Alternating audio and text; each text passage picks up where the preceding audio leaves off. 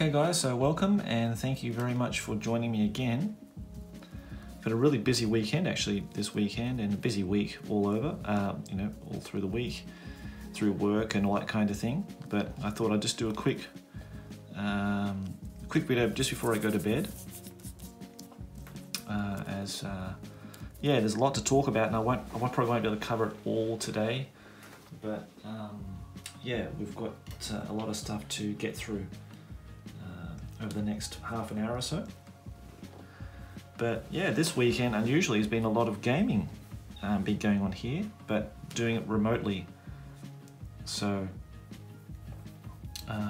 keeping with our COVID restrictions on social distancing and that kind of thing, we decided that we would do some gaming over online.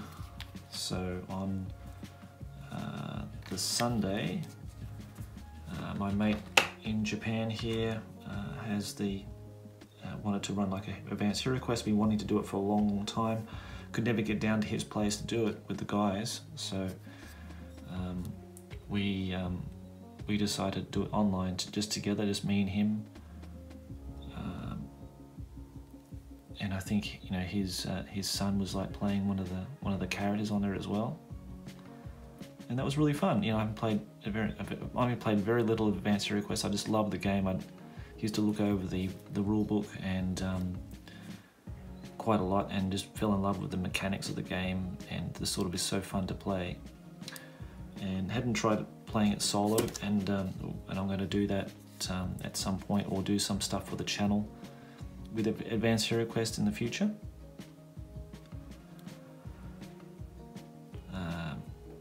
But yeah, really enjoyed doing that, and we're going to try to continue that little campaign that we're doing for the time being, and just whenever we can get together and do it, even if it's just for a couple of hours or something like that. It's really good. So we completed the first level of the dungeon and found the lair and the stairs leading to the second dungeon. So, and we're playing against the Skaven. I think it's based on the Shattered Amulet. I think that's what the quest is called in the main set, the main core set you get when you get the game. So that's been really cool. I'm just doing the teeth on this guy now. So I just gave it a base of heavy gold brown. I'm just adding some of this dead flesh, I think it is. These are Game Color paints, by the way. I'm just using that as the base of the teeth. So I'm just sort of putting a base of that down, and then using this dead flesh as like a highlight color.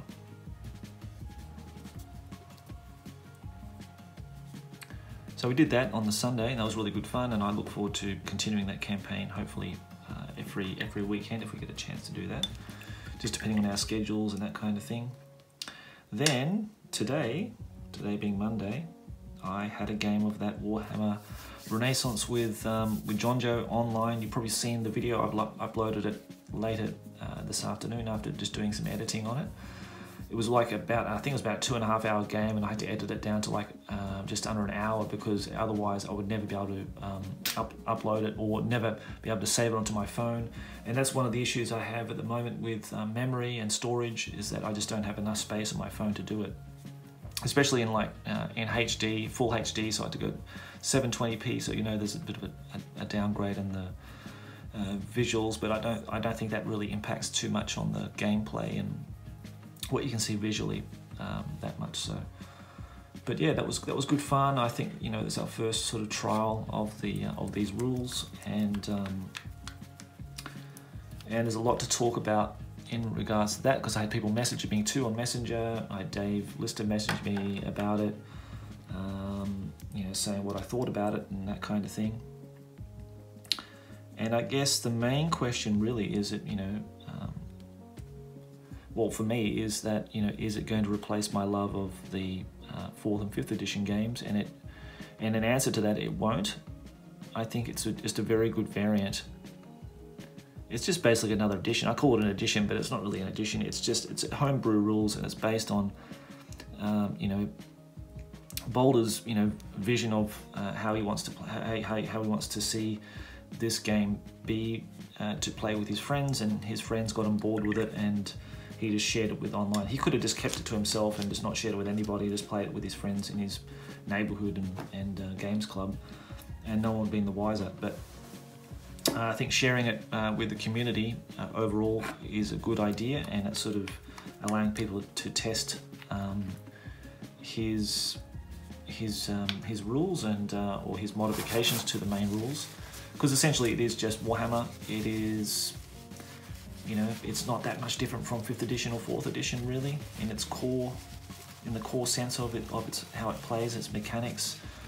It's all based on the army books from the 4th edition range of army books, so you know all the armies operate the same way. There's some just minor tweaks here and there. You need to really look through the rules and sort of, you know, with a fine-tooth comb, just go through and just check everything. You've got to read everything, because there are changes that you probably won't notice at first until you read it a couple of times and think, oh wow, okay, that's actually different from what it was in the actual army book. So if it's an army that you're really familiar with, you'll probably notice it changes pretty quite quickly. If not, you know, a couple of reads through, you'll find some changes here and there. So with this this nose ring, I'm just going to do that in like a goldy color. So I've just got some that's a Germ Cam medium brown, and I've just got that gold brown, heavy gold brown. Yeah, there's heavy colors. I'm going to buy a few more of those game color. Look, it's called heavy. I don't know why it's called heavy. I think the pigments maybe, I don't know, maybe heavy pigment or something like that. It's just called heavy brown, and it's heavy gold, and we've got a whole series of heavy blue, heavy grey, and all this kind of thing. So yeah, but I quite like those colours, so I might get a few more of those in the future.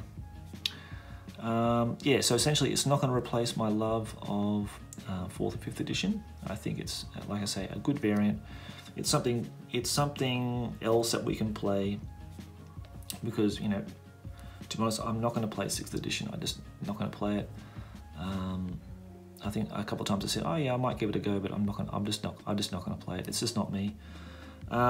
So this is now the third option for people that maybe who don't like the 4th and 5th edition rules, that you can introduce them to it and say, well, look, you know, these rules have taken on some elements from 6th and 7th edition, which again I'm not too familiar with, but I know that, you know, seeing the army books for the 6th edition Dwarves, yeah, he's taken a lot of stuff out of that, and through the interview and the podcast, you know, Boulder talked a lot about that anyway. So the addition of that pivot, as when you like in general movement, is quite nice to see, and it feels nicer to move your models around like that. Even though I didn't do that myself with the goblins, I was mainly just marching and in this scenario. But the dwarves, they got to do it a couple of times, and because they can move 4, it just means they're more a lot more versatile and maneuverable. And he got a charge off in the flank, which, you know, you just never do with dwarves. They're so static, you know. They are just designed to be this rock solid, you know, boulder kind of like army that sort of just sits there en masse, and then they just, you know, shoot you to death, and then whatever survives through that gun line, they sort of chop up in the end. But yeah, so it's nice to see dwarves play a little bit differently, you know, have a bit more movement, get more involved in the game. I got absolutely crushed in this game. Sorry to give that away, but yeah, I got absolutely mullered big time by my dwarves. So the big changes to the gyrocopter, if you're not familiar, or gyrocopter, however you want to pronounce it, but if you're not familiar with those, they have like a steam cannon, and they're a flying war machine, and they can fly up to, in this edition, they can fly up to 10 inches, and then they can use this steam cannon. And it's using the large flame template. You know, you cover the area of effect over the unit, and in this version, whatever it touches, at least half the base, it's automatically hit. Now that makes those gyrocopters incredibly deadly, because most armies they have a toughness of 3 and it's a strength of 4 that this thing uses, so it's going to kill everything on a 3+ that it touches. Now in the 4th edition rules, the gyrocopter would do the same thing. It would move 12 and then you could use the seam cannon, but whatever it touched, you would have to roll a 4 or more to see if it hit it.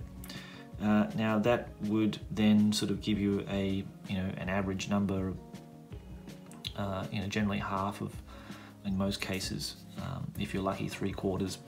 If you're really lucky, you'd get the majority of them, but generally about just about 50% usually. And then you got to roll to wound, and maybe he just got rid of that because he just didn't like the double roll, like to roll to hit, then just roll to wound. And I think he's trying to mitigate a lot of those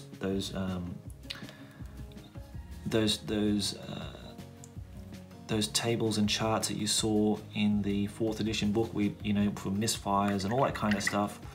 He's got rid of all that. The randomization for shooting at war machines and all that kind of thing, especially the gyrocopter. Now it's different. It's got wounds. It's not like a random hit roll anymore.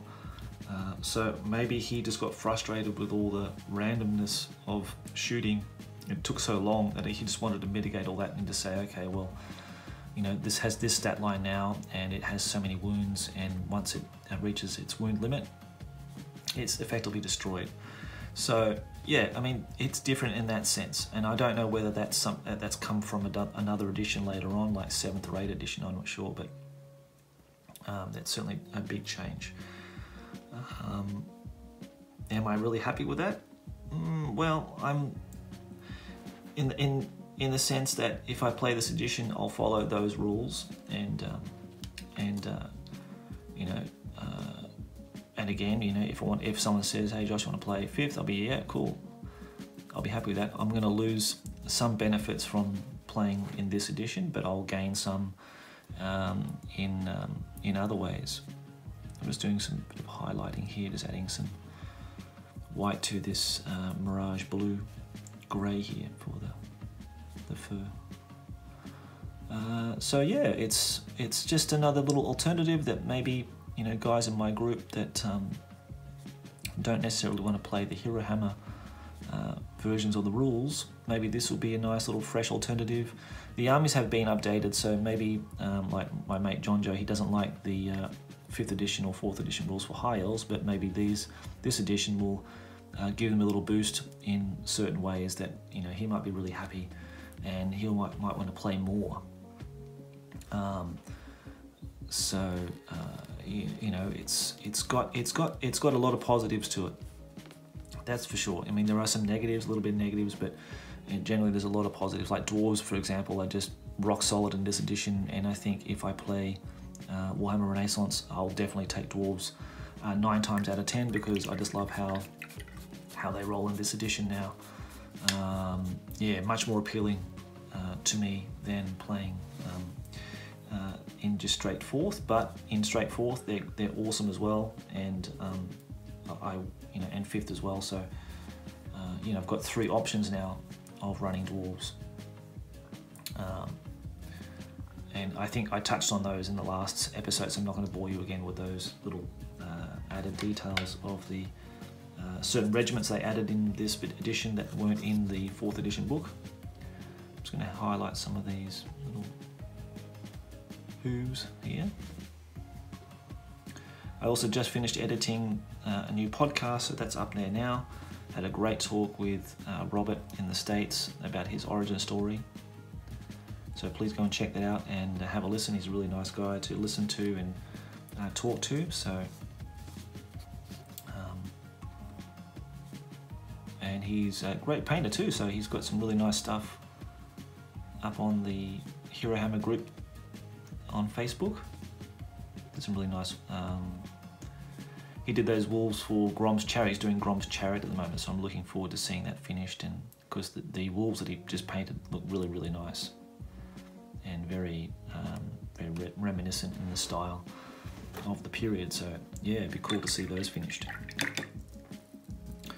Okay, I'm just gonna get some beige. I'm just gonna highlight some of his skin a little bit. So yeah, guys, it's been busy, man. It's been really, really busy. So just happy to have a couple of games. You know, my week off. This is my week off from uni, so it's all back on again as of today. So yeah, I'll have a bit less free time, but yeah, it's been good. Just gonna give some more detail to those little eye sockets here.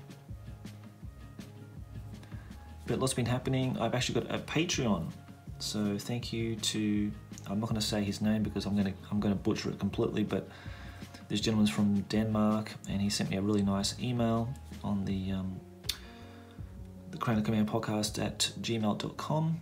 So I was surprised because I just checked it, because I check it sometimes and no one's ever sent me an email, and then I checked it.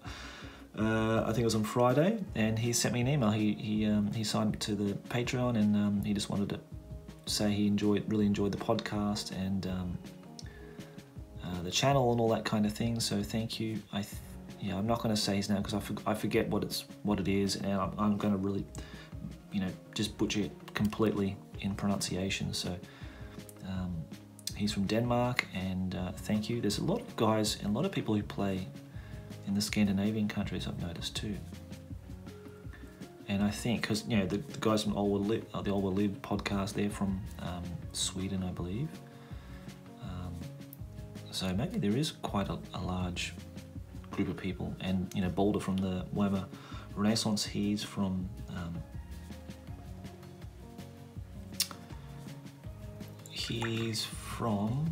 Denmark too, I believe. Yes, he's from Denmark too. I'm not going to get that wrong again for the fourth time. So he's from Denmark, and yeah, I mean there must be.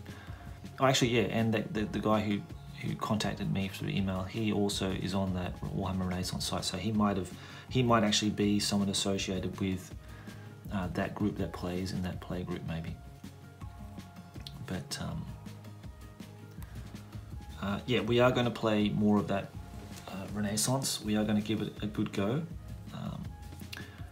We were talking about our next game, and I think we'll do orcs, and I want to play dwarves next time, because John Joe just killed just massacred me with my own dwarf models. So it's my turn to switch the tables on that and have a good go at trying to kill a lot of orcs next time.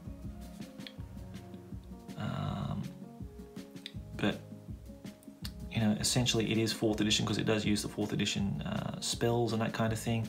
You can use all the spell cards, just check. You need to check all the descriptions in the rules though, because some spells have been changed, like the wording's been changed slightly, or they have just changed a little bit, like tweaks here and there. But having the spell cards and using those to distribute those is really, really handy. And someone asked me, I think someone through the channel here asked about 4th edition and the 5th edition Magic set. Or was it the 4th edition Magic set? Asked about the 4th edition Magic set, whether it was worth buying.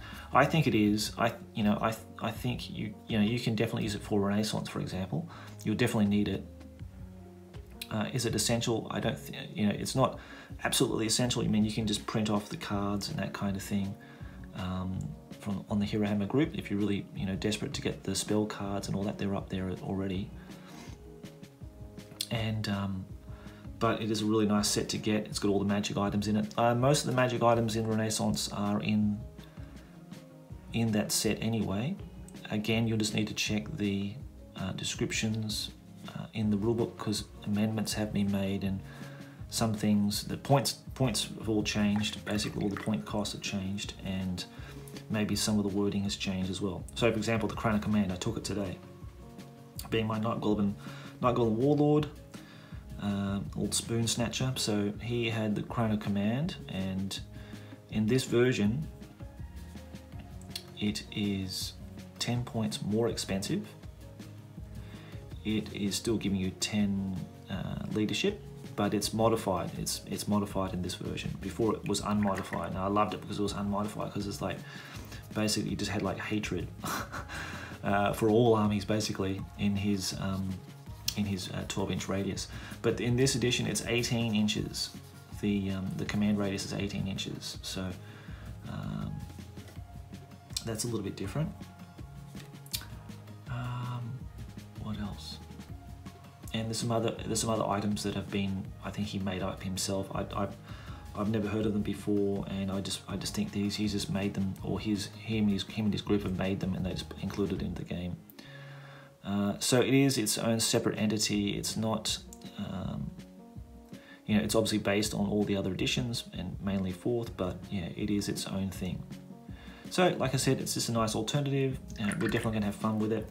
You know, there's an active community behind it, and it's still sort of shaping and you know, growing and refining. And the rules, like Balder said, it's not completely finished. It's about, you know, maybe 90% there, and yeah, we want to play test it so we can give him some feedback. So maybe he will take things like the gyrocopter and its flame template and make it, you know, change to that.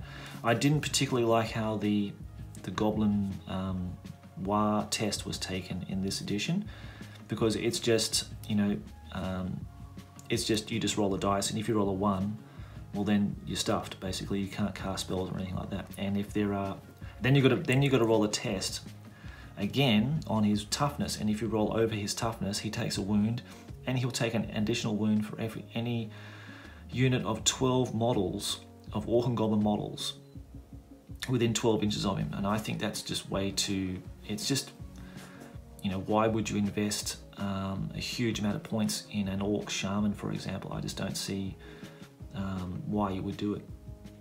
There's just too much to risk on it. So I didn't really like those rules at all, to be quite honest with you. I prefer how it was in 4th and 5th. I don't see why there's anything wrong with those particular rules.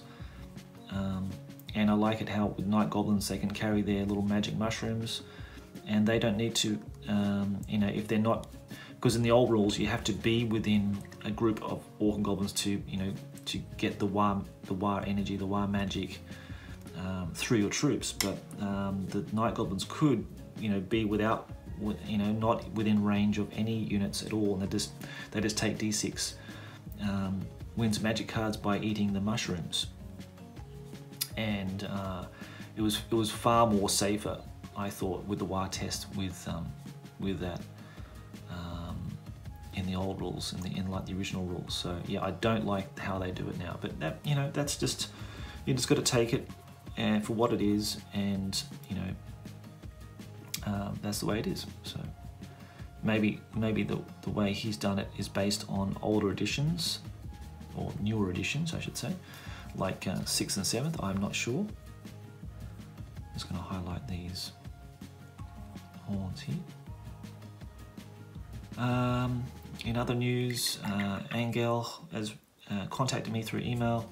He's got some ideas for the podcast, for the channel, and that kind of thing. He wanted just to tell me what his views are, and what his recommendations would be going forward. And Angel, thank you very much for those, mate. I appreciate any kind of feedback or comments from people, and I'll, you know, endeavour to do my best in improving in the state of the channel and that kind of thing, so that you get, you know, what you guys want. So, you know, he's you know, asking, you know, can you show me what you're working on? Can you explain more about your techniques and painting and that kind of thing? Again, I don't want it to be a tutorial session that I'm doing here. You can see what I'm doing anyway. I don't really like. In my response to that, I don't see how beneficial it would be for me to say what I'm doing rather than showing what I'm doing. Maybe because it's me, because I am like a visual learner. I want people to show me rather than to tell me. Maybe that's just my my thing, and you know, but if I say, okay, well, if I say, okay, well, I'm using this color here and I'm blending it with this color here, and then I'm applying it to the model, and then I'm trying to wet blend it into here. I don't think, you know, verbally, I don't think you're really gaining much. I think visually, you can see what I'm doing as I'm talking, and I think that's much more of a powerful indicator as to how to do a certain technique or something like that. That's just my point of view, but you know, I'll endeavor to try to include more tips and that kind of thing on models. But again, I don't want it to be a tutorial kind of thing. I just find them just very boring. But some people like that, you know, some people want those kind of things. So we'll try to find a happy balance there.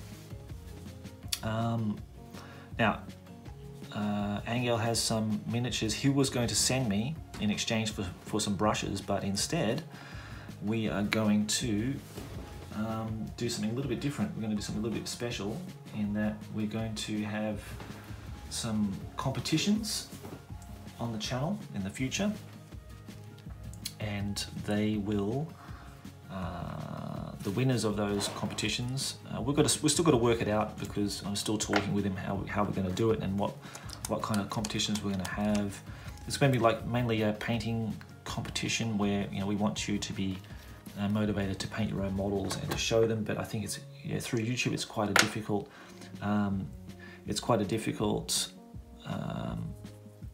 medium to show pictures, because it doesn't have any sort of functions where you can upload photos and that kind of thing. So it has to be done through the Hero Hammer group. But we'll sort of, you know, talk about that later and give more sort of details as to what that's going to entail and how you can enter and that kind of thing. I still want to do these kind of comment type reply answers for these competitions. So, you know, it might be like a short story that you need to write about a character, or maybe you have to design your own character for your army, for your favorite army, and give it like a backstory.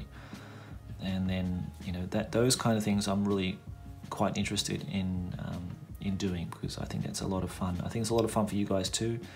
I like, you know, making names, as you probably have heard in the latest video, for my Orc and Goblin characters and that kind of thing. I think it's a lot of fun.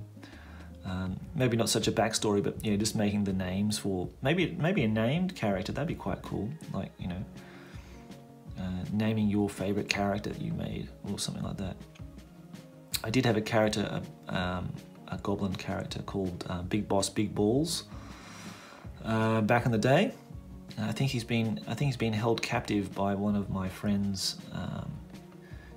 Bretonnian army games that we played, and I think he took him captive and he was never released. So I don't know what happened to old Big Balls Big Boss, or Big Boss Big Balls. I hope he's okay, so I need to go and rescue him at some point in the future. But yeah, you know, Goblin's a good choice for that kind of, you know, artistic freedom of creating those really zany combinations of names and that kind of thing. But yeah, maybe that's a good idea for the future. I'd like to include those kind of things. More creative sort of stuff would be nice. But if you've got any ideas, let me know, and we'll talk to Angel about it, because he's painting some really nice stuff. Like, he showed me the completed pics of the first model. I won't tell you what it is. I'll let him maybe show it on the Hero Hammer group or something like that, or upload it here in a video presentation at some point. But he showed me the other day, and it looks really stunning. So yeah, look, I'm excited for you guys that you get a chance to win it at some point, and hopefully treasure it. Don't sell it. That would be my, even though I can't force it, but that would be my stipulation on the prizes, that you don't sell them. You keep them, you treasure them, you play with them, or you just keep them on your shelf and treasure them. So that would be the only thing I ask of you in return for receiving the gift.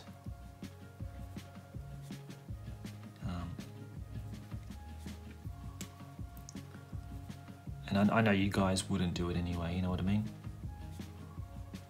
I mean, if you had to do it, I could understand it for like financial reasons or whatever, but I know you guys would treasure it and love it and hang on to it forever. So, and hopefully use it, you know, even if it's like a role-playing session or something like that, if you don't collect that particular army. It'd be nice for that kind of thing, especially like Advanced Hero Quest. It's perfect for that kind of thing, because you can just make your own little character and run with that.